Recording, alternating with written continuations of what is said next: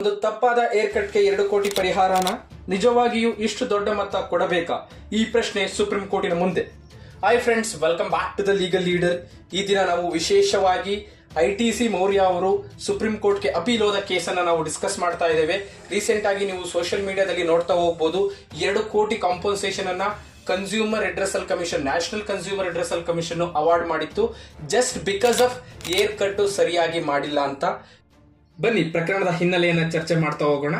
2018ರಲ್ಲಿ ದೆಹಲಿಯ ಐಷಾರಾಮಿ ಹೋಟೆಲ್ ಆದಂತ IT ಮೌರ್ಯ ಹೋಟೆಲ್ನಲ್ಲಿ ಆಶ್ನಾ ರಾಯ್ ಎಂಬ ದಿಲ್ಲಿ ಬೇಸ್ಡ್ ಮಾಡೆಲ್ ಮತ್ತೆ ಆಕ್ಟ್ರೆಸ್ ವಿಸಿಟ್ ಮಾಡಿ ಏರ್ ಕಟ್ ಅನ್ನ ಮಾಡಿಸ್ಕೊಳ್ತಾರೆ. ಅದೇ ರೀತಿ ಆ ಏರ್ ಕಟ್ ನಲ್ಲಿ ಅಲ್ಲಿದ್ದ ಹೋಟೆಲ್ನ ಎಂಪ್ಲಾಯಿ ಅವರ ಇನ್ಸ್ಟ್ರಕ್ಷನ್ ಅನ್ನ ಫಾಲೋ ಮಾಡದೆ ಅವರಿಗೆ ಲಾಂಗ್ ಏರ್ ಮತ್ತೆ ಸ್ಪೆಸಿಫಿಕ್ ಸ್ಟೈಲಿಂಗ್, ಲಾಂಗ್ ಲೇಯರ್ ಮತ್ತೆ ಸ್ಪೆಸಿಫಿಕ್ ಸ್ಟೈಲಿಂಗ್ ನೀಡಿರುತ್ತೆ.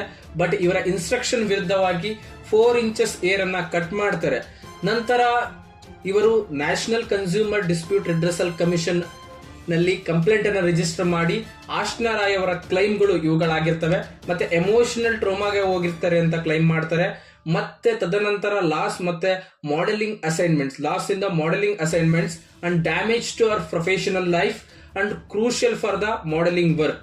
ಅವರಿಗೆ ಏರ್ ಮತ್ತೆ body shaming is one of the major ingredient ಆಗಿರುತ್ತೆ. ಒಂದು ಆಕ್ಟಿಂಗ್ ಅಲ್ಲೇ ಆಗಿರ್ಬೋದು, ಒಂದು ಮಾಡೆಲ್ ಅಲ್ಲೇ ಆಗಿರ್ಬೋದು. ಆ ಇಂಗ್ರೀಡಿಯೆಂಟ್ ಡ್ಯಾಮೇಜ್ ಆಗಿದೆ ಅಂತ ಹೇಳಿ ನ್ಯಾಷನಲ್ ಕನ್ಸ್ಯೂಮರ್ ಕಮಿಷನ್ ಅಲ್ಲಿ ಕ್ಲೈಮ್ ಮಾಡ್ತಾರೆ. ತದನಂತರ ಕೋರ್ಟ್ 2 ಕೋಟಿ ಕಾಂಪನ್ಸೇಷನ್ ಅನ್ನ ಆಶ್ನಾ ರಾಯ್ ಅವರಿಗೆ ಅವಾರ್ಡ್ ಮಾಡುತ್ತೆ. ITC ಮೌರ್ಯ ಹೋಟೆಲ್ ಚಾಲೆಂಜ್ ಮಾಡುತ್ತೆ ಇದನ್ನ before the supreme court of ಇಂಡಿಯಾದಲ್ಲಿ.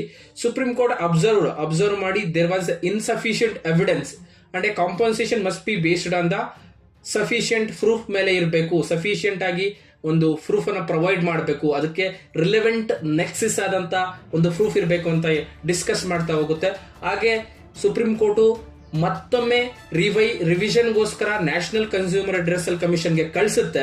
ಮತ್ತೊಮ್ಮೆಯೂ ಕೂಡ ನ್ಯಾಷನಲ್ ಕನ್ಸ್ಯೂಮರ್ ರೆಡ್ರೆಸಲ್ ಕಮಿಷನ್ ಮತ್ತೊಮ್ಮೆಯೂ ಕೂಡ 2 ಕೋಟಿಯನ್ನೇ ಅವಾರ್ಡ್ ಮಾಡುತ್ತೆ. The hotel again approach the supreme court of India. Supreme court of India approach ಮಾಡಿ ಜಸ್ಟಿಸ್ ರಾಜೇಶ್ ಬಿಂದಾಲ್ ಮತ್ತೆ justice Manmohan deliver the final ruling ಅನ್ನು ಅವರು ಕೊಡ್ತಾರೆ.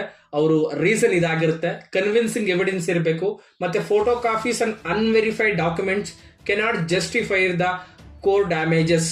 ಅವು ಜಸ್ಟಿಫೈ ಮಾಡಕ್ಕೆ ಸಾಧ್ಯ ಇಲ್ಲ ಅಂತ ಹೇಳ್ತಾರೆ.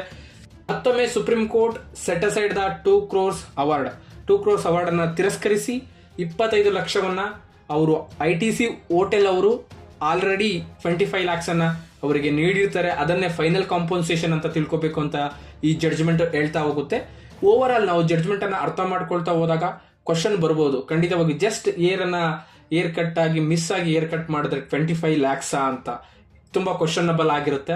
ಮತ್ತೆ ನಿಮ್ಗೆ ಏನ್ ಕ್ವಶನ್ಸ್ ಬಂತು ಈ ಪ್ರಕರಣದಲ್ಲಿ ಖಂಡಿತವಾಗಿ ನೀವು ಕಮೆಂಟ್ ಮಾಡಿ. ನಿಮಗೇನಾದ್ರೂ ಈ ಪ್ರಕರಣದ ರಿಪೋರ್ಟಿಂಗ್ ಇಷ್ಟ ಆಗಿದ್ದಲ್ಲಿ ಸಬ್ಸ್ಕ್ರೈಬ್ ಮಾಡಿ ಮತ್ತೆ ಫಾಲೋ ಮಾಡಿ ಅಂತ ಹೇಳ್ತಾ ಇಲ್ಲಿಗೆ ಮುಕ್ತಾಯಗೊಳಿಸ್ತಾ ಇದ್ದೀನಿ.